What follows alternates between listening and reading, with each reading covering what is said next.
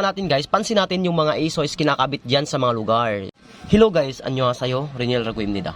So for today's video guys, let's talk about particles na E and iso. This is a location or place particles. Itong E guys, itong E, pwede siyang to the or to. Ito namang iso, pwede siyang from or in the. Tandaan natin guys, ito yung mga location particles ha. Kinakabit siya sa mga places. So, I'll give you an example para mas magets nyo pa, mas maunawaan nyo pa. So, dito muna tayo kay iso. For example guys, tatanungin ka, Udi iso wasoyo? Where did you came from? Udi iso wasoyo? Sulat natin dito. Udi iso wasoyo? Past tense na uda. Saan ka nakatira? Then, example yan ha. Answer. Philippine iso wasoyo. Philippine iso wasoyo. So, di ba nakita natin guys, pansin natin yung mga iso is kinakabit dyan sa mga lugar. Yan, tabi siya ng lugar. Philippine iso wasoyo. So, another example guys, kunyari, bibili ka ng kape sa coffee shop. So, ganito siya gamitin. Coffee shop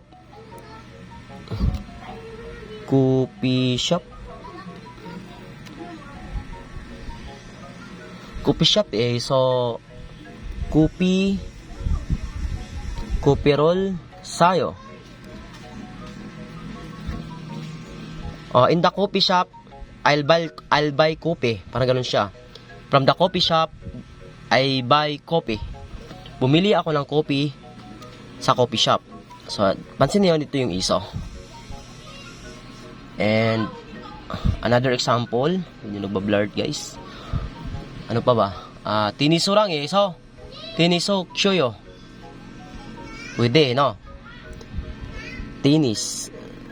Tenisorang iso. Tiniso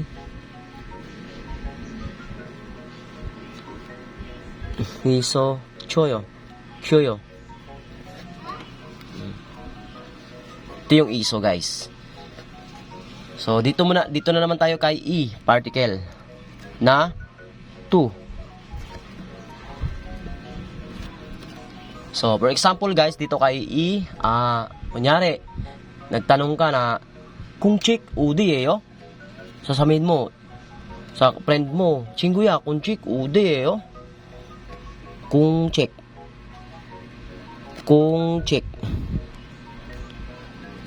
udi yo.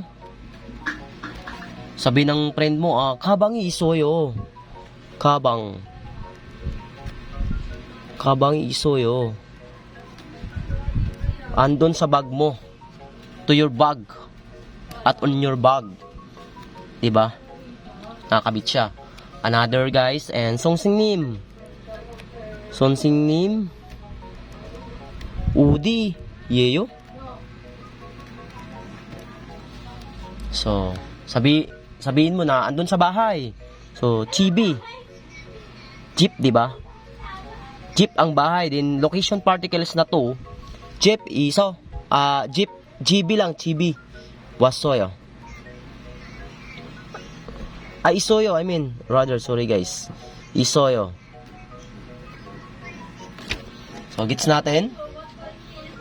Kunyari, tatanungin mong mama mo, "Umma, yun pel, udi yo." Excuse me, sasabihin ng mama mo, "Kabangi iso yo." So, ganun lang siya guys, ang gamit ng E tsaka iso particles. Napakahalaga ng mga to guys, para maintindihan natin. So, sana naintindihan nyo guys, at sana nakatulong din ako. Kamsahamnida.